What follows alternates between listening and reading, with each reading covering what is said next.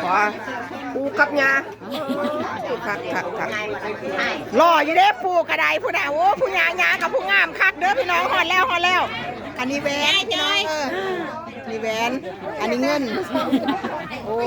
แล้วลืมข้าวอะไรกำลังยางเข้าเฮือนเข้าซันพี่น้องกำลังแห่เข้าเฮือนแห่ซันตอนสิเข้าบ้านเพิ่นกับพาเจ้าบ่าวถือขัน5ขันหยังท้องกันเด้อพี่น้องก่อนสิเข้าเฮือนต้องไหว้4ทิศก่อนพี่น้องเพิ่นถือนะมันบ่คือกันแต่ละคนแต่ละอย่างก็เข้าบ้านละบัดนี้พี่น้องปู่ย่าเข้ามาบัดนี้ไปวางเงินวางคำล่ะพี่น้องบ่ได้ว่าแต่งเฮ็ดใหญ่พี่น้องเฮ็ดธรรมดาจัดใหญ่อะไรบ่ไหวมาหอดแล้วก็ซุ่มแซวพี่น้องท่าปู่เฒ่าก่อนปู่เฒ่าทันได้มาปู่เฒ่าย่าเฒ่าทันได้มาอันนี้เพิ่นจะย่ำพี่น้องเพิ่นจะย่ำรวมมิตรสุกินล้วนหมูพี่น้องล้วนหมูไว้ถ้าใส่ไอ้ย่ำ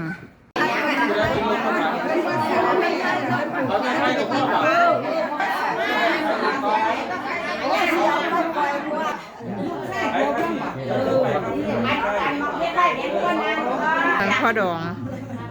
พ่อเฒ่าแม่เฒ่าอันนี้ปู่ย่าพอใช้หรือเปล่าคุณแม่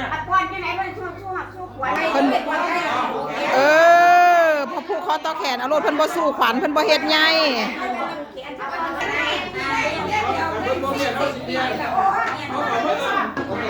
เด้อพี่น้องเด้อตุ้มเอาเงินล่ะแม่เฒ่ากับแบกเอาเงินล่ะพี่น้องเอ้ยกี้กดบ้านเฮา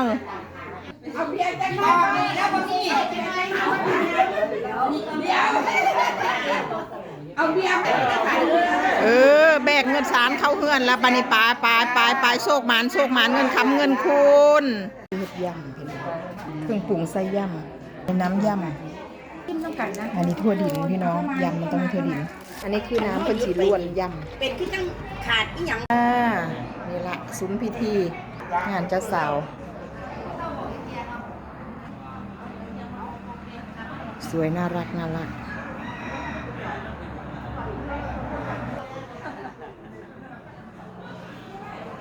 ประดับประดาแบบเรียบง่ายอย่าเฮ็ดอันลูลาคักหลายเนาะพี่น้องมันเบิดหลายงานยายเจยขนาดอันเพิ่นให้ค่าดอง300,000กับพอดีใส่งานเบิดทั้ง300,000นั่นล่ะพี่น้องจัดใหญ่หลายก็ได้บ่เป็นท้าเด้อแต่ขาสังถ่ายรูปก็30,000เนาะบ่ท้าจัดน่ารักจังซี่ล่ะมันดีต่อออกแต่แอกจังซี่ล่ะพี่น้องเงินมันหายากเด็กคู่มือนี่จ้ะ